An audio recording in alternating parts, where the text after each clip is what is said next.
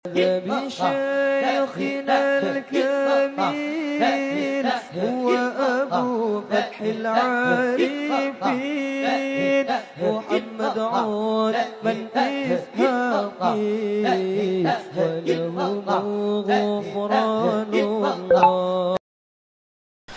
Utsman bin Affan radhiyallahu anhu apabila berdiri di atas kuburan maka ia menangis sehingga basah jenggotnya. Maka ditanyakan tentang yang demikian dan dikatakan kepadanya, kamu ingat surga dan neraka lalu kamu tidak menangis, dan kamu menangis apabila kamu berdiri di atas kuburan. Wahai Utsman, engkau ini kalau berbicara surga, berbicara neraka, kada biasa menangis.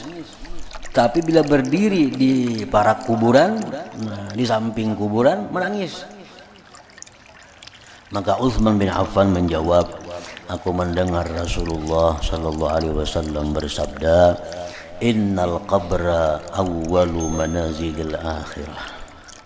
Fa inna ja minhu sahibuh, fama ba'dahu aisaru minhu. Wa illam yanju minhu fama ba'dahu asad. Rasulullah bersabda yang artinya sesungguhnya kubur adalah permulaan tempat-tempat akhirat. Kubur ini tempat pertama akhirat yang dimasuki oleh manusia adalah kubur.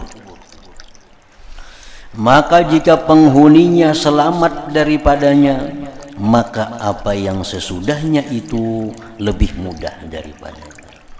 Bila dikubur kita ini sukses, sesudahnya lebih intim.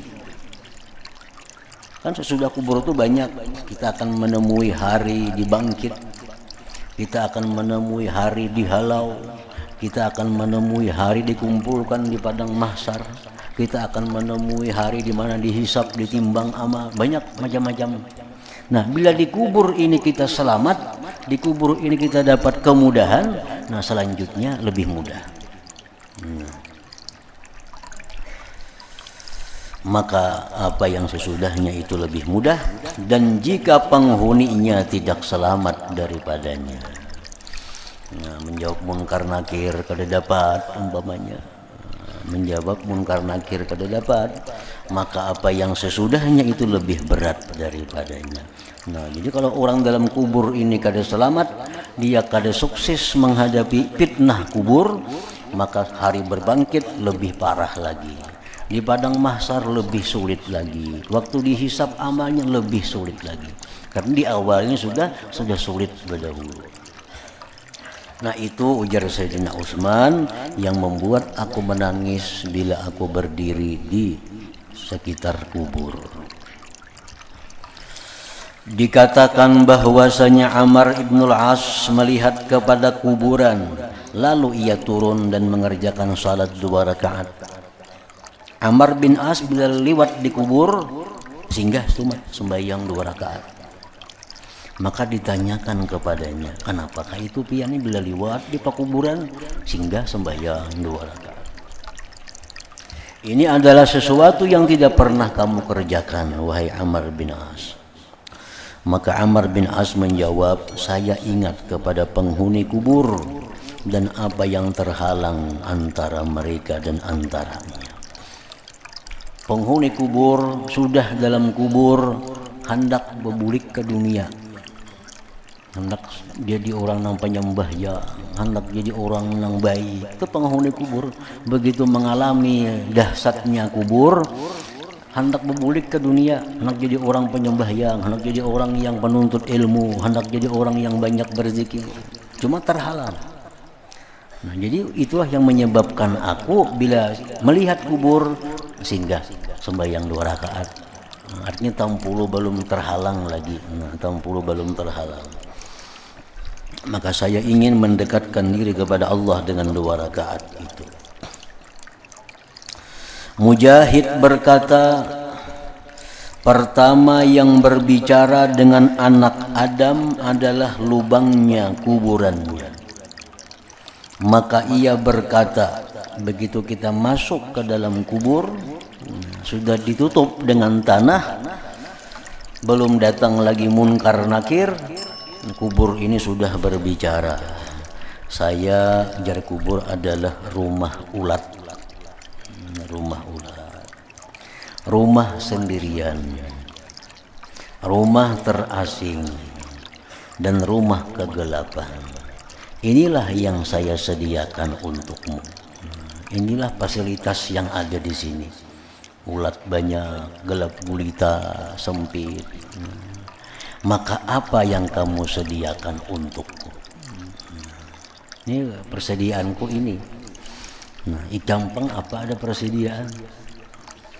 Nah, jadi orang-orang yang di dalam dunia ini banyak membaca bacaan-bacaan yang selamat di kubur, nah maka itulah persiapannya di alam kubur itu.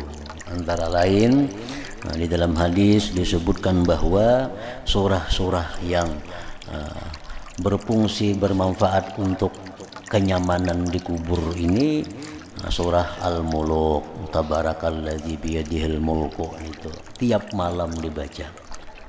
Orang yang membaca surah Tabarakalladzi biyadihil mulku itu tiap malam, itu dia akan selamat daripada gangguan-gangguan kubur itu.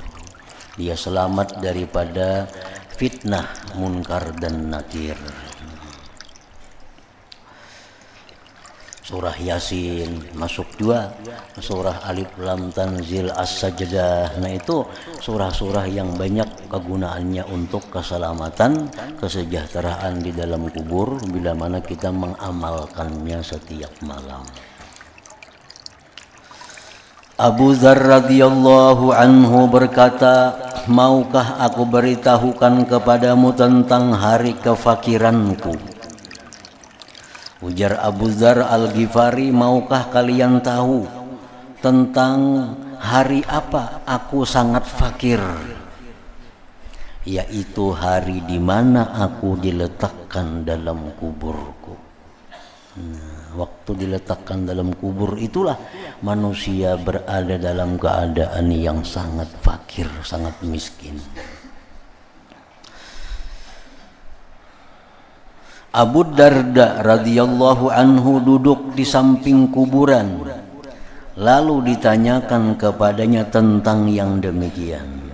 Maka Abu Darda menjawab, aku duduk di samping suatu kaum yang mengingatkan akan tempat kembaliku.